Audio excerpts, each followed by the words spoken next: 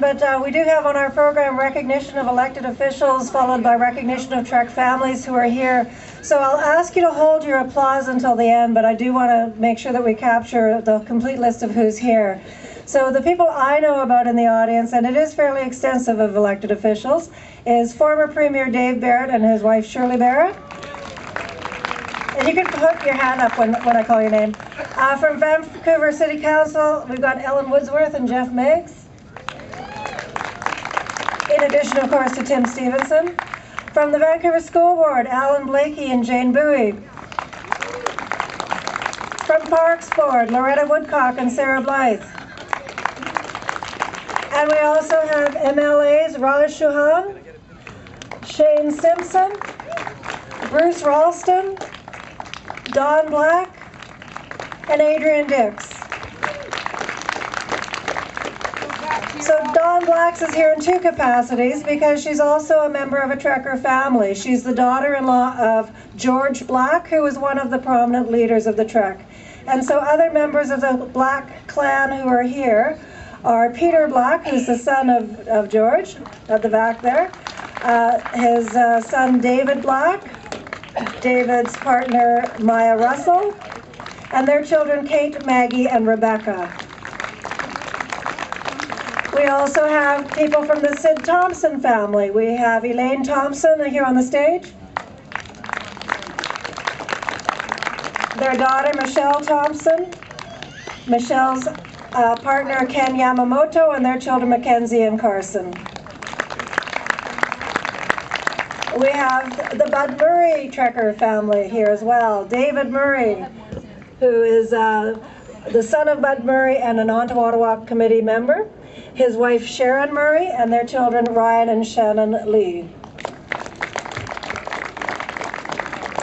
We have members of the Bobby Jackson family, and many of you will know that Bobby was really the inspiration that led to the Ottawa Historical Society doing so much of the work we have over the last couple of decades, actually, in terms of putting the video online and getting the website up and running. So from the Jackson family, we've got Larry Jackson, who's Bobby's son, Roberta Cole, who is Bobby's daughter. We also have Larry's daughter Danielle and her husband David over there, and their little baby daughter Daisy is here. And now I'm going to invite David York, who's also from the 75th Committee, to introduce some of the other Trekker families. David.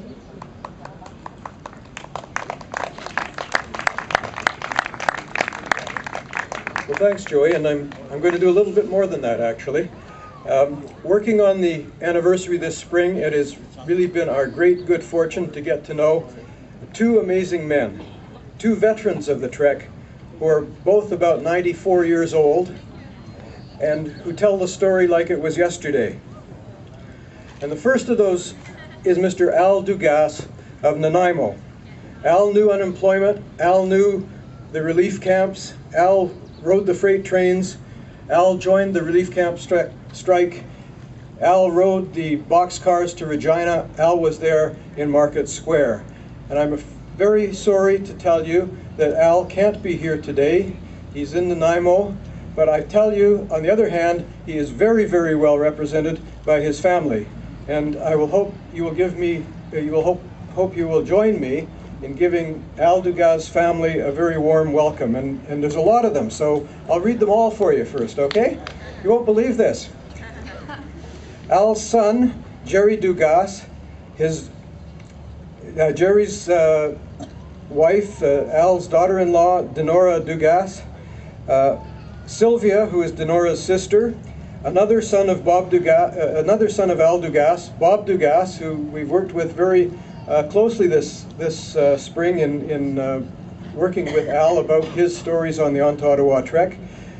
His wife, Barbara Forrest Pennell, Aaron Dugas, a grandson, Stephanie Dugas, a great daughter-in-law, Oscar Blue Dugas, a great-grandson, Hugo Dugas, another great-grandson, Joanna Arsenault, a great-granddaughter, Isabel Arsenault, a great-granddaughter, Monique Bayerg, a granddaughter, Greg Bayerg, a son-in-law, Josiah Bayerg, a great grandson. What a great family of Dugas from one trekker.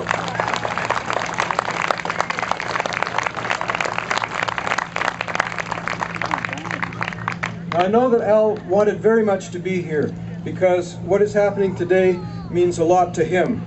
But I know his family will tell him of what's happening here. We'll pass on our very best wishes from this meeting and our thanks to him and the part he played in the Ottawa Trek. But in fact, Al is here with us today with his words as well as his wishes. And I would like you all to listen just for a moment while Al himself tells his story in an interview that was recorded just weeks ago this spring. This excerpt mainly about his experience of the Trek being stopped in Regina, Saskatchewan. Regina. R.B. Bennett was the Prime Minister. He said, keep everybody in Regina. If this is peaceful, send delegates down and I will deal with them. In the meantime, you'll be fed. So we took him for his word. And when he got there, he said, now you gave me enough time to round up all the police. So go back and tell them we'll give them bullets instead of bread. And that's what started the riot. Oh, I was in Market Square. Well, when we were there, the flat deck truck was there with the speakers, and Jerry Winters was at the mic. And on the outside the square, all these Crone moving vans were lining up one behind the other all the way around the square. And all of a sudden the whistle blew, and the doors opened, and the horses ran out. And they started swinging the batons on everybody's head. Police. They just come in and start swinging. Panic, you know, running around, trying to get out of the way.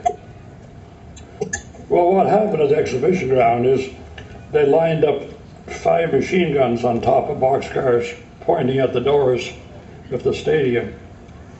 And we were rounded up and put in there. And after nothing to eat or drink for a day, this Red Walsh, he just came to the door and he said, that's it, we're coming out. To guts. The workers' flag is deepest red, they shrouded off our martyred dead. Though cowards flinch and traitors sneer, we'll keep the red flag flying here. Though cowards flinch and traitors sneer, we'll keep the red flag flying here. Thank you, Al.